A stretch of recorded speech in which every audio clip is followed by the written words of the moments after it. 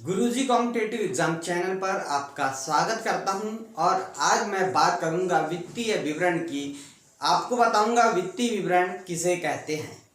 आप जैसा जानते हैं कि व्यापार का मुख्य उद्देश्य लाभ कमाना होता है और हर एक व्यापारी लाभ कमाने के लिए काम करता है और उसे कितना लाभ हुआ है या हानि हुई है, उसके पास कितनी संपत्ति है या कितने दायित्व हैं, उसे व्यापार में कितना क्रय करना है और कितना विक्रय करके उन्होंने फायदा उठाया है, इन सब बातों को जानने की उसे इच्छा होती है और इसी आधार पे वह व्यवसाय को आगे भी बढ़ाना चाहता है।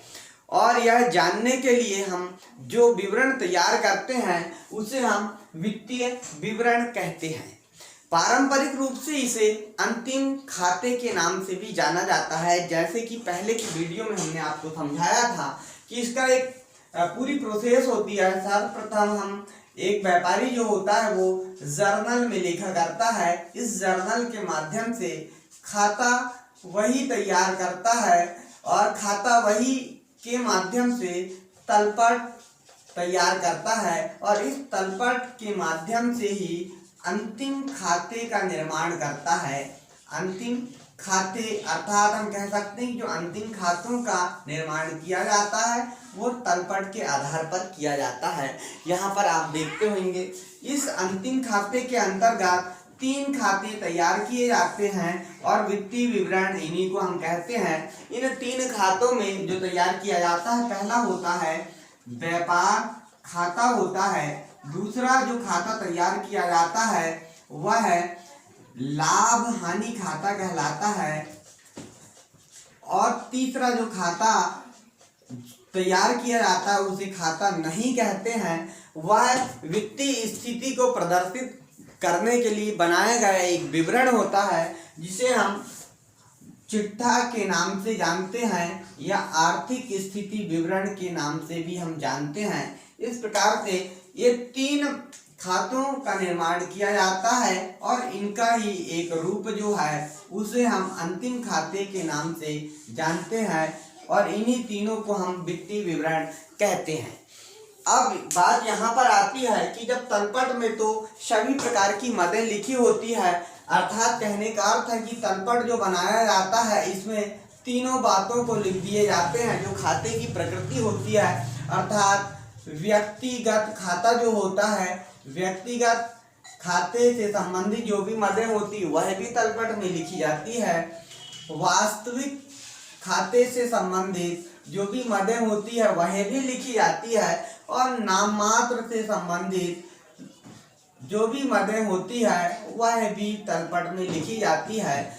तो इन तीनों मदों को हम डिवाइड करके व्यापार खाता, लाभानी खाता और चिट्ठी में प्रदर्शित करते हैं। उन्हें कैसे करते हैं वह भी हम वीडियो में बताएंगे। आप वीडियो छोड़ कर ना जाएं, पूरा वीडियो जरूर देखें। सबसे पहले हम बात करेंगे यहाँ पर व्यापार खाते की। उसका हम प्रारूप आपके सामने बनाते हैं और देखिए जो व्यापार खाता बनेगा उसमें व्यापार खाता ऊपर हेडिंग डाल देते हैं और इसमें दिनांक लिख दिया जाता है। जैसे 30 दिसंबर 2001 को समाप्त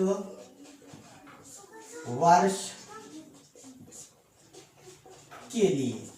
इस प्रकार लिख देने के बाद में इसे हम खाते के रूप में डाल देते हैं। जैसे यह पक्ष डेबिट कहलाएगा और दूसरा पक्ष क्रेडिट कहलाएगा। इसे हम खाते के रूप में टी आकार में प्रदर्शित कर देते हैं। अब देखिए यहाँ पर पहला जो कॉलम होगा वह विवरण यहाँ पर लिख दिया जाता है। दिनांक वगैरह जो लिखने की प्रोसेस है वह यहाँ पर इसलिए नहीं लिखते क्योंकि हमने ऊपर ही दिनांक लिख दिया है। विवरण के बाद सीधे हम यहाँ पर राशि का कॉलम बना लेते हैं। इसी प्रकार क्रेडिट पक्ष में पहला जो कॉलम होगा वह विवरण कहलाएगा और जो अंत में एक और कॉलम बनाएंगे इसे हम राशि के नाम से लिख देते हैं और इसमें क्रेडिट राशि लिख दी जाएगी। अब देखिए यहाँ पर किन मदों को यहाँ पर लिखा जाएगा। तो यहाँ पर व्यापार से संबंधित, अब आप जानते हैं कि व्यापार खाते के अंत में हमें मालूम है कि हम इसे लाभ और हानि ज्ञात करने के लिए तैयार कर रहे हैं। इसीलिए आपको बिल्कुल दिमाग में आना चाहिए कि व्यापार खाता जो है इसमें सकल लाभ या सकल हानि यहाँ पे प्रदर्शित की जाएगी। तो कैसे? सबसे पहले हम यहाँ पे बात करेंगे व्यापार में क्या पुराना माल है हमारे पास या नहीं है। यदि पुराना माल है तो हम उसे ही स्कंद के नाम से जानते हैं, अर्थात प्रारंभिक स्कंद उसे कहते हैं, और उस स्कंद को हम यहाँ पर लिख देंगे, अर्थात प्रारंभिक स्कंद को लिख दिया जाएगा। इसके बाद में आपने इस वर्ष में कितना माल खरीदा है, जो हमारा वर्ष चल रहा है उस वर्ष में कितना माल खरीदा है, तो उसे भी यहाँ लिखना होगा, यानी क्रय यहाँ पे लिखना होगा। और हो सकता है हमने खरीदा था और उस माल में कुछ अच्छा माल ना हो या वापस किया हो, कुछ घटिया किस्म का हो, हमारी जो आवश्यकता उसके गुण किस्म गुणवत्ता के प्रकार का ना हो, तो हम उसमें से वापस भी कर सकते हैं। यदि हमने वापस किया है तो वह माल को हम कम कर देंगे और उसे ही हम क्रय वापसी के नाम से जानते हैं, और इसे कम करने के बाद में जो शुद्ध क्रय होगा उसे हम बाहर लिख देंगे। इस प्रकार हमने यह माल से संबंधित बातें लिख दी।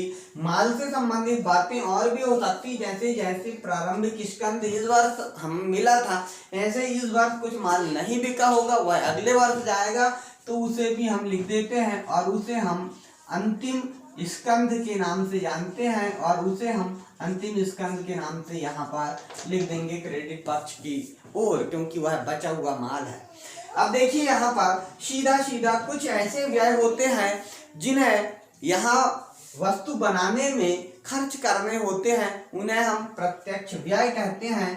तो ऐसे प्रत्यक्ष व्यय को डेबिट की ओर लिख दिया जाता है, चाहे वह किसी भी नाम से हो, और प्रत्यक्ष यदि कोई आय होती है हमें तो वह क्रेडिट पक्ष की ओर लिख दी जाएंगी। हम लिख देते हैं प्रत्यक्ष व्यय को। अब इसमें प्रत्यक्ष व्यय और प्रत्यक्ष आय जो दो शब्दावली आई है, इन शब्दावली के विषय में आपको थोड़ा सा और समझा देते हैं। अर्थात जब हम व्यापारी हैं और व्यापार में हमने कोई वस्तु का उत्पादन प्रारंभ किए हैं, या कोई सप्लायर है तो वह माल की सप्लाई करता है, तो जब वस्तु कारखाने में निर्माण की जाती है, वस्तु का हमने यहाँ कारखाना में निर्माण किया है, तो आप समझिए निर्माण करते समय यहाँ कारखाने में ये हुआ था कि यहाँ पर ईंधन का उपयोग हुआ था, बिजली का उपयोग हुआ था, यहाँ पर मजदूर लगे थे हमें, तो हमने उनको मजदूरी दिए थे, ईंधन जलाया था, शक्ति का प्रयोग किया था हमने। तो ये सभी वस्तु उत्पादन से संबंधित है, वस्तु बनाने से संबंधित है, और जो व्यय वस्तु बनाने के संबंध में किए जाते हैं उन्हें हम प्रत्यक्ष व्यय के नाम से जानते हैं, उन्हें हम प्रत्यक्ष व्यय कहते हैं। अर्थात आप यहाँ पर यह समझिए कि ऐसे खर्चे जो वस्तु निर्माण से संबंधित होते हैं वो सभी प्रत्यक्ष व्यय कहलाते हैं, और ऐसी आय जो वस्तु बनाने से हमें आय प्राप्त होती है उन्हें हम प्रत्यक्ष यहाँ पर आय लिखना होगा, प्रत्यक्ष आय कहते हैं। तो आपको बिल्कुल दोनों चीजें समझ में आई होगी, प्रत्यक्ष कैसे हुई। अब इसे हम यहाँ पर योग कर देते हैं, और योग करने के बाद में आप देखेंगे कि दोनों पक्षों का योग एक समान होता है। यदि इस पक्ष अर्थात क्रेडिट पक्ष बड़ा हुआ और डेबिट पक्ष छोटा हुआ तो इसे हम सकल लाभ कहते हैं, ग्रॉस प्रॉफिट कहते हैं, और इसे लिख दिया जाएगा। और यदि पक्ष हमारा डेबिट बड़ा हुआ और क्रेडिट छोटा हुआ तो इसे हम सकल हानि कहते हैं, और इसे क्रेडिट पक्ष की ओर लिख दिया जाएगा। इसके पश्चात अगला जो खाता तैयार किया जाता है वह है व्यापार एवं लाभ हानि खाता तैयार किया जाता है, उस लाभ हानि खाते को कैसे तैयार करते हैं अगले वीडियो में हम आपको बताएंगे। आज के लिए इतना ही, मिलते हैं नेक्स्ट वीडियो में, तब तक के लिए सभी को नमस्कार।